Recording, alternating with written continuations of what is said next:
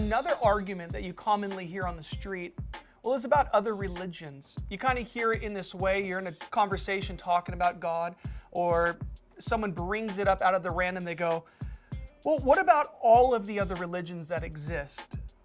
Is Christianity the only way? I mean, it just doesn't make sense. It doesn't seem right that Christianity is the only true way. What are some ways that you take that out on the street? Like, how have you handled that before? Well, that sort of is the implication there, that if Christianity is the only way, I mean, let's take it to exactly what Jesus says. In John 14:6, he says, I am the way, the truth, the life. No one comes to the Father except through me.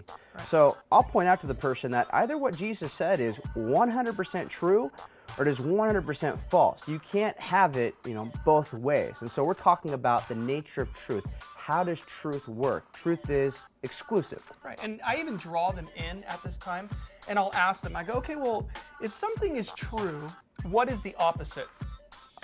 False. Yeah, I'm like, yeah, nail on the head, perfect, it's false. So follow with me here. If Christianity is true, then what would that make everything else? Wrong. Yeah, false. That's exactly right. It's not bigoted or wrong for us to point out that Christianity is the only way. If it's true, then by definition, it excludes everything else. It's a very reasonable claim that we're making.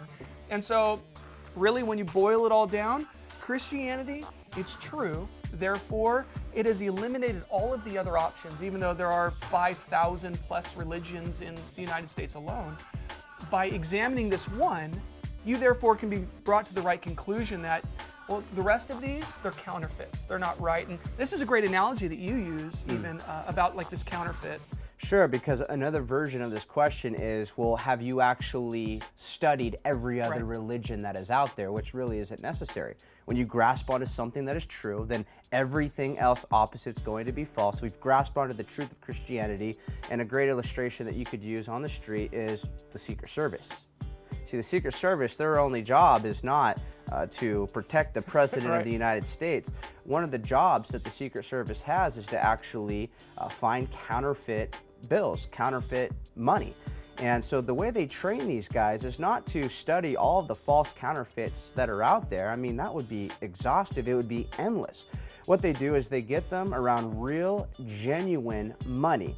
And they get the look of it, the feel of it, the smell of it. They master it. They get it down so well that by the end of their training, when they do come across a counterfeit, it sticks out like a sore thumb.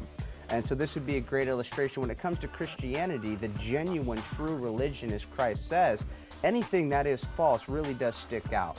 And so people on the street, what you could say to them, if they're wondering, what is the truth? I really like what Ravi Zacharias says. He says, if you're wondering what the truth is, you could start with the men in history that claim to be the truth, Jesus Christ.